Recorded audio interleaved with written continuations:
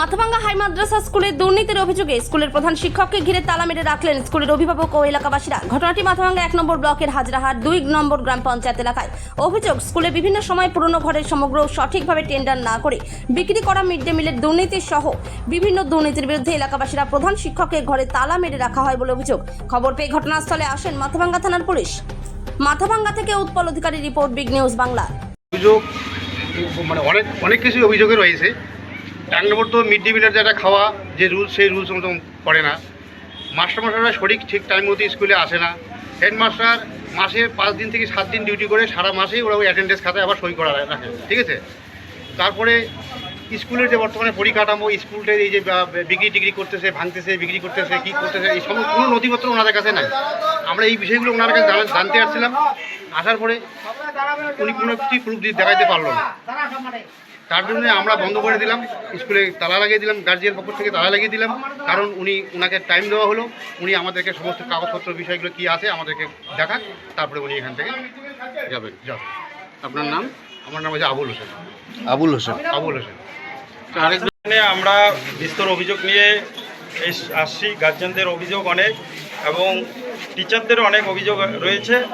তো আমরা এসে ওনার থেকে জানতে চেয়েছি যে বিগত দিনে যে পুরানা বিল্ডিংটা বিক্রি বিল্ডিংয়ের মেটেরিয়ালসগুলো বিক্রি হয়েছে, সেই বিক্রির তো একটা প্রসিডিওর থাকবে, অকশন প্রসিডিওর থাকবে। সেই অকশন প্রসিডিওরগুলো কী আছে তিনি দেখাতে পারেননি। তিনি একটা রেজুলেশন খাতার একটা জেরক্স কপি দিয়েছে আমার হাতে। সেই জেরক্স কপিতে আমি দেখতে পারলাম যে সত্যেন্দ্র দাস নামে একজন ব্যক্তি এখানে সই করেছে। ওই ব্যক্তি হলো অশিক্ষিত। একটা এত গুরুত্বপূর্ণ মিটিং, যেটা রেজুলেশন মিটিং, অকশনের মিটিং, সেই মিটিংয়ে এখানে সই জালিয়াতি করা হয়েছে। সই জালিয়াতি করে সেটা তারা নিজেদের লোককে দিয়ে সামান্য টাকার বিনিময়ে সেই টাকাটা তারা আত্মসাৎ, কিছুটা সরকারিভাবে তারা খাতায় দেখিয়েছে আর বাকিটা তারা আত্মসাৎ করেছে। এবং আরও অভিযোগ রয়েছে যে এই প্রধান শিক্ষক স্কুলের যে অন্যান্য শিক্ষকরা আছে তাদের থেকে যখন ওই সার্ভিস বুক তাদের করতে হয়, মেনটেন করতে হয়, তখন তাদের থেকে ওই সার্ভিস বুক বের করতে গেলে 5,000 টাকা লাগে। এবং সার্ভিস বুক যদি উনি স্টার্ট করে তার জন্য ওনাকে টাকা দিতে হয়।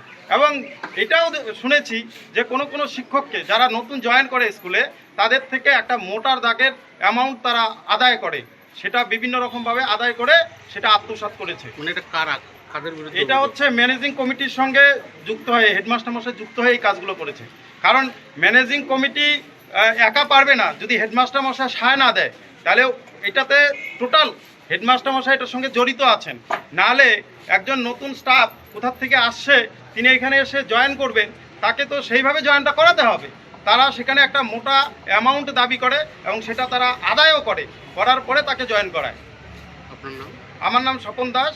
আমি হাজরাহাট 2 নং গ্রাম পঞ্চায়েত সদস্য এবং পার্টির দায়িত্বে রয়েছি। আমরা নতুন 4 জন আমরা যখন এখানে জয়েন করতে আসি, সেই জয়েন করার জন্য বা আমাদের একটু সমস্ত টিচারদের ডেকে যে নতুন 4 জন তাদেরকে বলা হয়, যেহেতু স্কুলের ইনফ্রাস্ট্রাকচার খুব একটা ভালো নয়, সেই জন্য বলে যে আমরা এই সমস্ত কিছু একটা টাকা আমরা নেব, সমস্ত কিছু আমরা তুলব, টেবিল চেয়ার থেকে শুরু করছে, টেবিল চেয়ার থেকে শুরু করে ইনফ্রাস্ট্রাকচার তৈরি করব। আমরা বললাম খুশি হয়ে, ঠিক আছে স্যার, আমাদের দিতে ভালো লাগবে। তো সেইটা আমরা দিয়েছি এবং সেটা এখনও পর্যন্ত কোনো ইনস্ট্রাকচার এখনও আসেনি। এবং আমরা যদি খোঁজ নিয়ে যে কোথায় গেছে, আমাদের তো কিছু অ্যামাউন্ট দেওয়া হয়েছে, তো সেই অ্যামাউন্টগুলো কোথায় গেছে এখনও পর্যন্ত সেটা আসেনি এবং চাইলেও এখনও পর্যন্ত তার কোনো উত্তর পাওয়া যাচ্ছে না। কত টাকা নিয়েছিল? ওই 1,30,000। এক একজন? না, সবাই। সেটা কতদিন আগে দিয়েছিল? এই 2 মাস হয়তো হবে, 3 মাস হবে। হ্যাঁ, ওই মোটামুটি 2 মাস খরচ করে গেছে।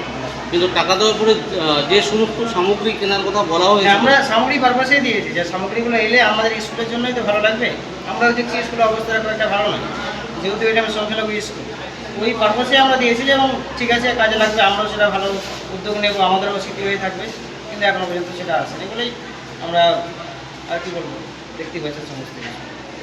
কি নাম আপনার? আমরা রাকেশ কুমার। রাকেশ কুমার রয়।